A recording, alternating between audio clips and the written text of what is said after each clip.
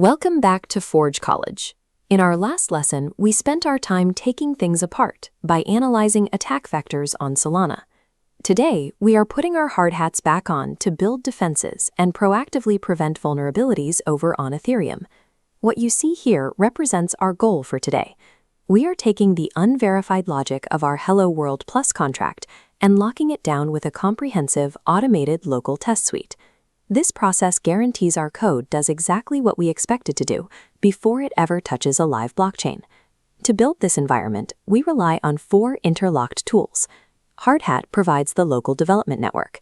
Ethers acts as the bridge, allowing us to interact with the contract.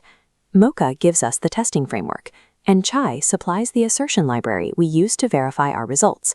To keep things organized, we wrap these tools inside a describe block.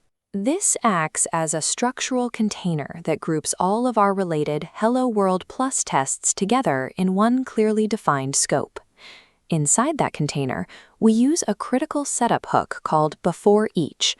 This function acts like a factory, deploying a completely fresh, untouched instance of our contract right before every single test runs. We do this because smart contracts hold state. If you test a function that changes a variable and then run another test on that same contract, the leftover data will silently poison your subsequent results. Resetting the state is the only reliable way to guarantee accuracy. Take a look at this snippet of our basic happy path test. We are calling the read-only greet function and verifying that it successfully returns our default string, hello forge. Notice the await keyword. Because reading from a blockchain takes time, checking contract state is an asynchronous operation. If you forget to tell Chai to wait for the result, your test will evaluate an unresolved promise instead of the actual greeting, leading to false positives. Now we test our access control. We have a restricted function called setGreeting. The owner can use it freely, but when an unauthorized account attempts the call, the contract immediately rejects it, reverting the transaction. Here is the catch. When the contract rightly rejects the unauthorized user and throws an error, the Mocha testing framework sees that error and assumes your test is broken. The test suite fails, even though the contract did exactly what it was supposed to do. To solve this, we use Chai's .to.be_reverted_with assertion. We explicitly tell the test runner, hey, I am expecting this exact call to fail.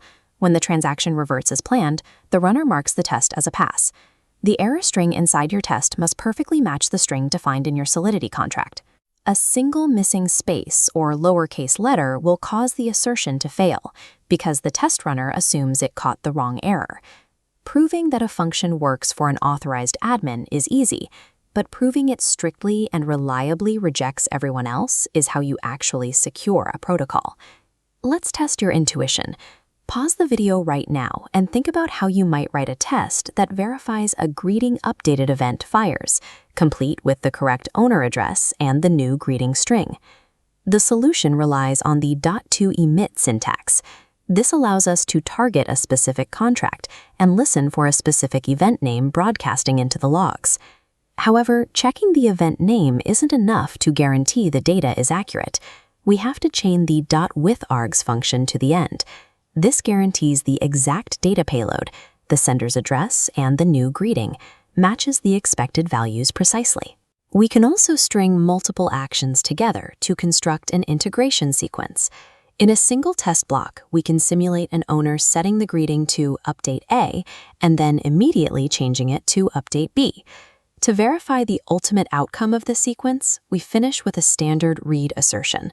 We pull the final state from the contract and ensure it returns update B, proving the sequential state overrides worked correctly. Unit tests are great for proving that individual gears turn properly in isolation. Sequence tests prove that the whole engine runs without seizing up. With the logic written, we move to execution. Run npm run test local to fire off the suite against Hardhat's in-memory network. A healthy test suite outputs a clean list of execution checkmarks, ending with a summary confirming our baseline. All tests passing, 0 failures. Remember the 3 core pillars of smart contract testing.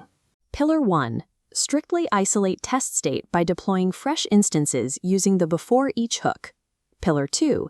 Validate failure states and access controls using reverted with. Pillar 3. Verify off-chain signals and data payloads using emit and with args. Establishing local automation guarantees your code is reliable before you deploy or move it into a continuous integration pipeline. Thanks for joining us at Forge College. To learn more about this subject and explore other Web3-related topics, visit us at forge.college.